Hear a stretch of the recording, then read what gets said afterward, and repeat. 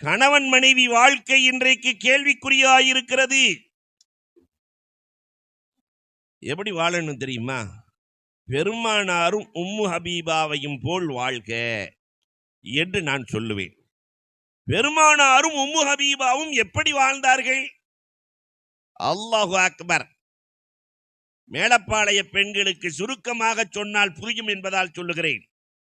எந்த ஒரு பெண்மணி திருமணத்திற்கு பிறகு என் தகப்பனை விட கணவன் முக்கியம் என்று நினைக்கிறாளோ அவள் வாழ்க்கையில் தோற்கவே மாட்டாள்.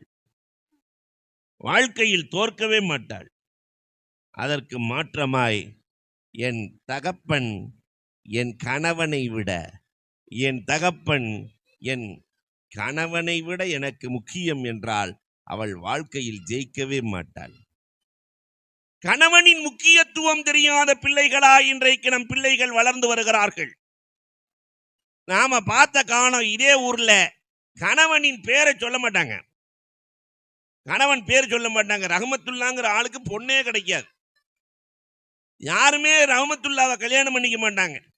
ஏன்னா புருஷன் பேரை சொல்லக்கூடாது. சலாம் கொடுக்கும்போது அஸ்ஸலாமு அலைக்கும் ரஹமத்துல்லான்னு சொல்ல வேண்டியிருக்க. என்ன செய்யறது? அதனால இந்த ரஹமத்துல்லா எனக்கு வேணான்றுவாங்க. ஆனால் அதுக்கப்புறம் காலம் மாறுச்சு. புருஷன் பேரை சொல்கிற மாதிரி வந்துச்சு. இப்பெல்லாம் அப்படி இல்லை. டே தடியா வாடா புருஷனை, அவனே வாடா இவனே வாடா. இங்கெல்லாம் சிரிக்கிறத பார்த்தாக்கா இந்த ஊர்லையும் சொல்கிற மாதிரி தெரியுது. இப்போ இளம் தம்பதிகள் இப்படி கணவனை மதிக்காத, நான் சொல்வதுண்டு அன்பிற்குரியவர்களே, கணவனாக இருக்கட்டும் மனைவியாக இருக்கட்டும், மனைவியை மதிக்காத கணவனும், நீங்க கணவன்மார்களும் வந்திருக்கிறீங்க, மனைவியை மதிக்காத கணவனும் கணவனை மதிக்காத மனைவியும் வாழ்க்கையில் சிறந்து விளங்கியதாக வரலாறே இல்லை. அல்லாஹு அக்பர். அன்புக்குரியவர்களே, ஒரு பெண்மணி, ஆண்களை பார்த்து நான் கேட்கிறேன், ஒரு பெண் திருமணம் முடிச்சு வந்த பெண் கணவன்கிட்ட என்ன எதிர்பார்க்கிறாள்? சொல்லுங்க பார்க்கலாம். கணவன்கிட்ட அவ என்ன எதிர்பார்க்கிறா? மாசம் மாசம் 1 கிராம் காயின்ஸ் வாங்கி தரணும்னா, சனி ஞாயிறுலாம் ஹோட்டலுக்கு கூட்டிட்டு போயிடணும்னா, என்ன ஒரு பெண்மணி எதிர்பார்க்கிறாள் என்றால், 4 பேர் இருக்கிற சபையில் கணவன் என்னை மதிக்க வேண்டும். உலகத்தில் இருக்கிற எல்லா பெண்ணும் திருமணத்திற்கு பிறகு தன்னை மதிக்க வேண்டும் என்று எதிர்பார்ப்பாள். ஆனா எல்லா ஆம்பளைகளுக்கு ஒரு பழக்கம் இருக்கு. 4 பேர் இருக்கும்போது தான் கட்டிய மனைவியை இளக்காரமா பார்ப்பான். எங்க வீட்டுக்காரம்மா நல்லா தான் சாப்பாடு ஆக்கும், யாராவது வந்துட்டா கொஞ்சம் உப்பை போட்டுருன்னு. அப்ப அந்த அம்மா மனம் எப்படி வலிக்கும் என்பதை புரியாத கணவன்மார்கள் இல்லையா? மனைவியை 4 பேர் இருக்கிற சபையில் மதிக்க வேண்டும். பெருமானார் ஸல்லல்லாஹு அலைஹி வஸல்லம் எப்படி ஆயிஷாவை மதித்தார்கள்? ஆயிஷா, என் மனம் தொழ நாடுகிறது, நீ அனுமதி கொடுக்கிறாயா? நான் தொழுகிறேன். மனைவியை மதித்த கணவன் தோற்றதாக வரலாறு இல்லை. அதே மாதிரி கணவனை மதிக்கிற மனைவி, கணவனை எப்படி மதிச்சாங்க தெரியுமா? அன்னை கதீஜா ரலியல்லாஹ், தள்ளாத வயது, எழ முடியாத நிலை. பாத்திமா ரலியல்லாஹ், உன் கையை கொடம்மா. பாத்திமா ரலியல்லாஹ் கையை பிடிச்சி மேலே எந்திரிக்கிறாங்க. பாத்திமா கேட்குறாங்க, ஏம்மா இவ்வளோ கஷ்டப்பட்டு எந்திரிக்கணும்? அப்ப கதீஜா ரலியல்லாஹ் பாத்திமாட்ட சொல்றாங்க, அம்மா கஸ்தூரி மனம் வருகிறது தெரிகிறதா? ஆமம்மா. அப்படியானால் உங்கள் தகப்பன் என் கணவர் வருகிறார் என்று பொருள். கண்மணி நாயகம் வருகிறார்கள், கஸ்தூரி மனம் வருகிறது, நான் என்றைக்கு அமர்ந்திருந்து வரவேற்றேன், என் கணவனை என்றைக்கு நான் அமர்ந்து வரவேற்றேன். கணவனை மதித்த மனைவி கதீஜா இன்றைக்கும் 1500 ஆண்டுகளுக்கு பிறகு பேசப்படுகிறார்கள். நாம கணவனை எவ்வளவு மதிச்சிருக்கிறோம் கொஞ்சம் யோசிச்சு பாருங்க. வீட்டில் கணவனுடைய மரியாதை எவ்வளவு இருக்கிறது? நான் மேலப்பாளையத்தை சொல்லவே இல்லை, ஏன்னா நீங்கள்லாம் அவுளியாக்கள், நான் வேற ஊருக்கு போகணும். ஆனால் உங்களை கடந்தானே போக வேண்டியிருக்கு. நடக்கிற நிகழ்வை மட்டும் நான் சொல்லுகிறேன். உலகத்தில் அதுவும் இன்னைக்கு இருக்கிற எல்லா ஆம்பளைகளும் எல்லா ஆண்களும் சொல்வதுண்டு, டே உங்க அம்மாவை மறந்துடாதடா, பிள்ளைகள்கிட்ட உங்க அம்மாவை மறந்துடாதடா, அவ பட்ட கஷ்டத்தை உலகத்தில் யாரும் பட முடியாதடா, நீ உன்னை வளர்க்கறதுக்காக என்ன மறந்தாலும் மறந்துரு, ஆனால் உங்க அம்மாவை மறந்துடாதடா எல்லா ஆண்களும் சொல்றாங்களே, என்னைக்காவது தாய்மார்களே நீங்க சொல்லியிருக்கிறீங்களா, உன் தகப்பனை மறந்துடாதடா, உன் தகப்பனை மறந்துடாதடா. நாங்க சின்ன பிள்ளையா இருக்கும்போது எங்க பெற்றோர்கள் சொல்லுவாங்க, நாங்க 10 மாசத்துல உங்களை இறக்கி வச்சிட்டோம்னா, ஆனா உங்க வாப்பா அன்னையில இருந்து இன்னைக்கு வரைக்கும் என்னையும் உன்னையும் தோளிலும் தலையிலும் சுமக்கிறாரடா. குடும்ப தலைவர்கள் ஒவ்வொருவரும் தன்னுடைய குடும்பத்தை தலையிலும் தோளிலும் சுமக்கிறான். அவ்வளவு கஷ்டம் எதுக்காகப்படுகிறான்? மனைவி மக்களுக்காக. தனக்காக என்று இருக்கிற எந்த ஆடவனும் எந்த ஆண்மகனும் இல்லை. எல்லாம் மனைவி மக்கள், மனைவி மக்கள், மனைவி மக்கள். இந்த ஆம்பளை தனக்குன்னு சேர்த்துக்கிட்டது என்ன தெரியுமா? தனக்குன்னு சேர்த்துக்கிட்டது பிரஷர் 160, சுகர் 400, கொலஸ்ட்ரால் 330. இது எல்லாம் தான் வச்சுக்கிட்டு வீடு யார் பேர்ல? மனைவி. சொத்து யார் பேர்ல? மக்கள். அருமைக்குரிய தாய்மார்களே, என்னைக்காவது பிள்ளைகள்கிட்ட டே வெளிநாடு போய் அங்கே இங்கேன்னு சுத்தி உன் தகப்பன் நமக்காகவே கஷ்டப்படுறாரா, சுமைகளை இறக்கி வைக்காத சுமை தாங்கியவர், வாழ்க்கையில் அவர் மறந்துடாதடா என்று சொல்லுகிற பெண்மணிகள் இருந்தால் அந்த இல்லம் ஜெயிக்கும். ஆனா இன்னைக்கு இருக்கிற தாய்மார்கள்லாம் என்ன தெரியுமா சொல்றாங்க? கொப்பனை நம்பாத பிள்ளைகள்கிட்ட, அது லூசு, அது பேச்சை கேட்டா நீ விளங்க மாட்ட, ஒரு நாளையும் ஒப்பனை நம்பிராதடா. பின்னாடி சிரிக்கிறத பார்த்தா இந்த ஊர்லயும் நடக்கிற மாதிரியே தெரியுது இல்லையா? அப்ப அன்புக்குரியவர்களே எண்ணி பார்க்க வேண்டும். இதனுடைய விளைவு என்ன தெரியுமா? நான் சிரிக்கிறதுக்காக சொல்லல, இதனுடைய விளைவு 60 வயதை தாண்டிய பெரியவர்கள் இன்றைக்கும் வீட்டில் அனாதைகளாய் வாழ்கிறார்கள். பக்கத்துல உட்கார்ந்து பேசுகிற பிள்ளைகள் இல்லை. பாப்பா உங்களுக்கு எப்படி இருக்கு? நீங்க பட்ட கஷ்டம் என்ன? நீங்கள் அடைந்த பண்புகள் என்ன? பழக்கம் என்ன? கேட்கிற பிள்ளைகள் இல்லை. எங்க வாப்பாவுக்கு ஒன்றும் தெரியாது. ஏன்னா நம்ம தான் சொல்லி கொடுத்து வளர்த்துருக்கிறோமே. உங்க வாப்பா லூசுன்னு வளர்த்துருக்கிறோமே. பக்கத்தில் உட்கார்ந்து பேசுகிற பிள்ளைகளை இழந்து விட்ட தகப்பன்மார்கள் அதிகரித்து வருகிறார்கள். இது பேராபத்து, பேராபத்து. ரிஃபாஇ நாயகம் பெற்றோர்களை எப்படி மதித்தார்கள் தெரியுமா? நீங்கள் வரலாறுகளை பாருங்கள்.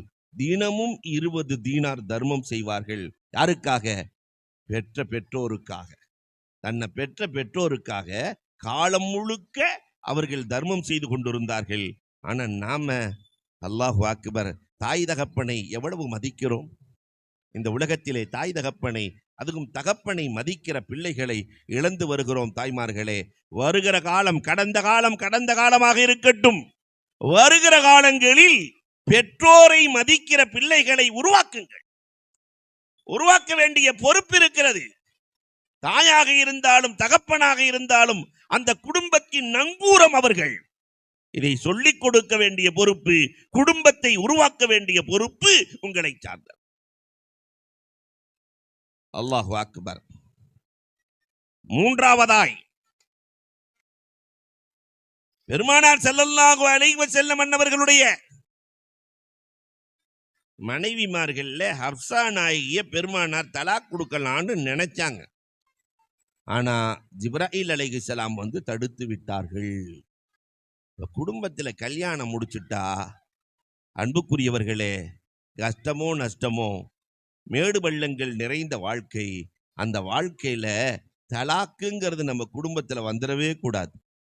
ஆனா இன்னைக்கு சர்வ சாதாரணமாய் ஒவ்வொரு குடும்பத்திற்குள்ளேயும் தலாக்குகளும் குலாக்களும் நிறைந்து காணப்படுவதை பார்க்கிறோம். இந்த நிலை நம்முடைய குடும்பத்திலும் ஊரிலும் தெருவிலும் வந்துவிடக்கூடாது. பெருமானார் 10 ஆண்டு காலங்கள் மதீனாவிலே வாழ்ந்தார்களே, 1,00,000 சொச்சம் சஹாபாக்கள் வாழ்ந்தார்களே, அதுல பெருமானார் வாழ்ந்த காலம் முழுக்க 8 தலாக்.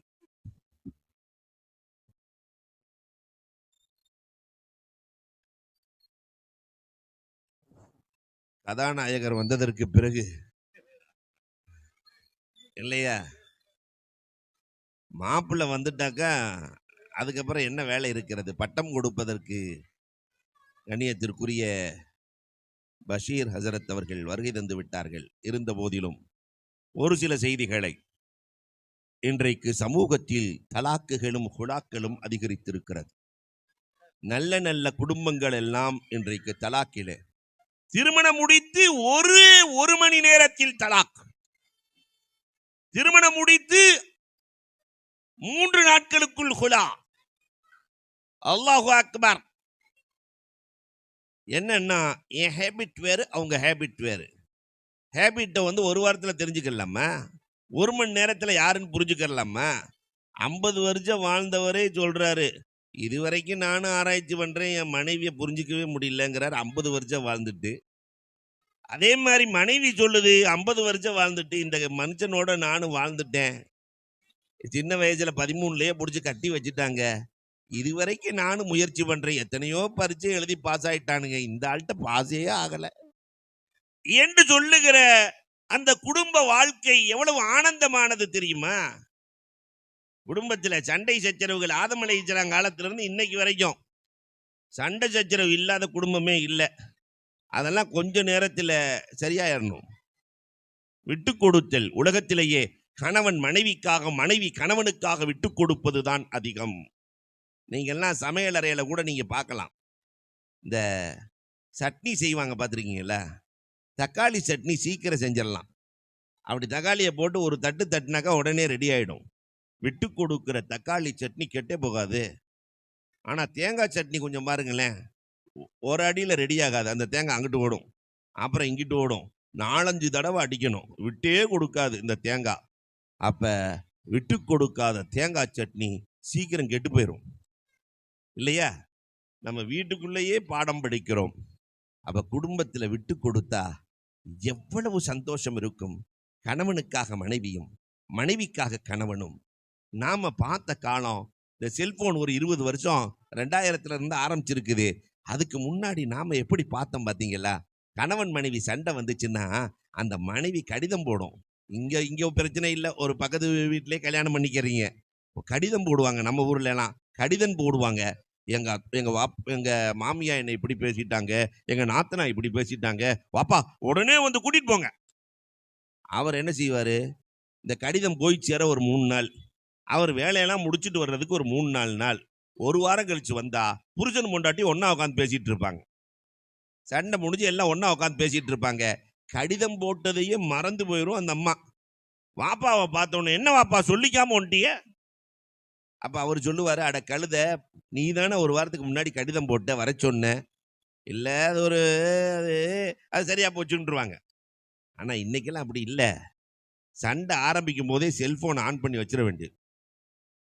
சத்தம் கூடு, சண்டைண்டாக்கா சத்தம் கூட கூட அந்த பொண்ணை பெத்த தாயும் தகப்பனும் அல்லாஹு அக்பர் குதியாய் குதித்து உடனே போன் அடிச்சு, அம்மா இனி ஒரு நிமிஷம் கூட அந்த வீட்டில் இருக்காத, ஓலாவுக்கு போன் பண்றேன், ஓடி வந்துரு. இந்த சென்னையில் நடந்ததை சொல்லுகிறேன். உடனே வண்டி வந்து நிக்குது, ஏறி அந்த அம்மா வந்துருச்சு. குடும்பம் இன்னைக்கு நடுத்தருவுக்கு வந்துருச்சு. இதுவா மார்க்கம் சொன்னது?